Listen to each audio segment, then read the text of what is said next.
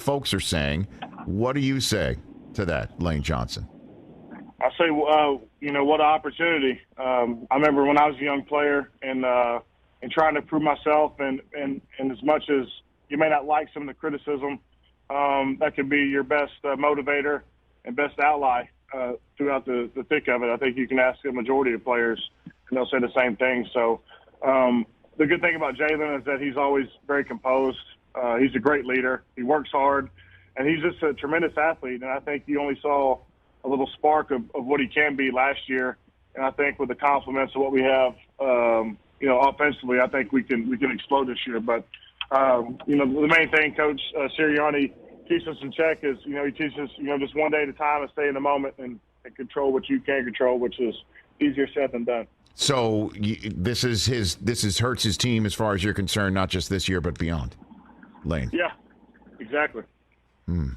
And so what does he say about this stuff off camera or just hanging out while you're working out? I get money and looking for folk. Then I hit cars and book me some hours. Everyone loves me. I'm in my mode. Hello, everyone. This is Al Kabir, the analyst, and today I will be talking Philadelphia Eagles news. I will be talking Lane Johnson, Jalen Hurts, Lane Johnson believing in Hurts, and also Jordan Mailata having one of the best deals in the NFL. This is Al Kabir, the analyst. Let's get into the clip you guys seen in the beginning.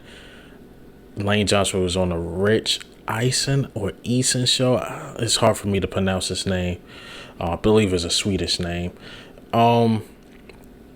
He was on that show, and Rich asked him straight up, the picks, to talk around with the fans. Jalen Hurts, is he the guy? And Lane Johnson, I think he's the guy, not just for now. I think he's the guy for the future. I think he's the Eagles' future quarterback. Certain guys, when they talk, you listen. Lane Johnson is one of those guys.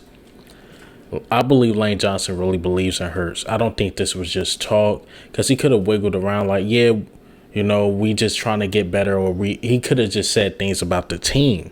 But he said things about Hurts, like leadership, hard work. The guy do whatever it takes. And I believe he will be the quarterback of the future. Obviously, he didn't say that verbatim, but he said something similar to that. Couldn't agree more. I definitely agree. I think Jalen Hurts is the guy. Obviously, he got things he got to work on. That's of course. Of course, he got things he have to work on. But I think he's going to get better. I think Lane Johnson is seeing something obviously we ain't seeing. We heard about the bombs. We heard about what I mean by bombs, YouTube. I'm talking about throwing the football. We know he got that. Or working on that. His legs.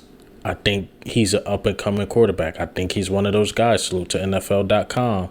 It's almost a guarantee he's going to get better from last year. Just the weapons and everything. Just being in the same system for another year. But I want to get into Jordan Mailata. I want to get into that. I want to transition from one of the GOATs to a future GOAT in Jordan Mailata. Now, Jordan Mailata is a beast. I think he should have been a Pro Bowler. I think he should have been a guy on the All-Pro. I just think highly of Jordan Mailata. So PFF, obviously, they starting to come around and love Jordan Mailata as much as we do.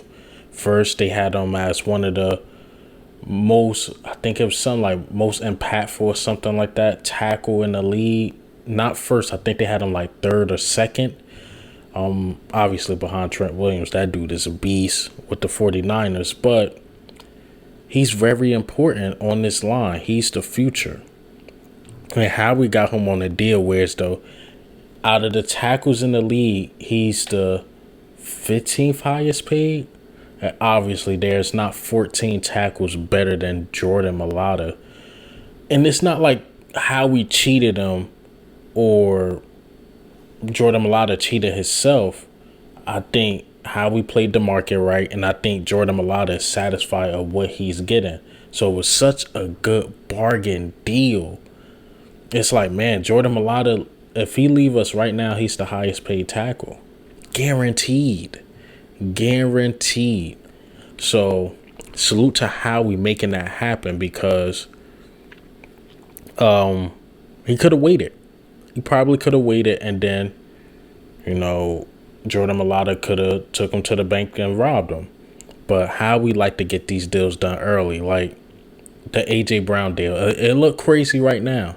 Actually, don't look crazy to me. You're getting $25 million each year, and I think he's still like the 5th highest paid wide receiver. 4 years later, that deal's gonna look like a great deal. How we know how to do these things, like even the Carson Wentz deal, even though it didn't work out for us, save Carson Wentz did work out for the Philadelphia Eagles. You look at that deal today, you're like, Howie was smart. Now look at the Cowboys overpaying Dak. Now they got to let go of these players.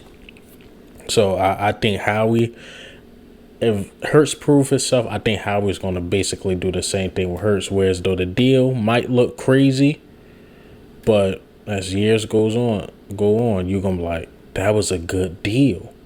Howie know how to do these things. That's why it's so hard to just let him go. A lot of people's up against the wall against him, but he know how to work them contracts, and he know how to get linemen.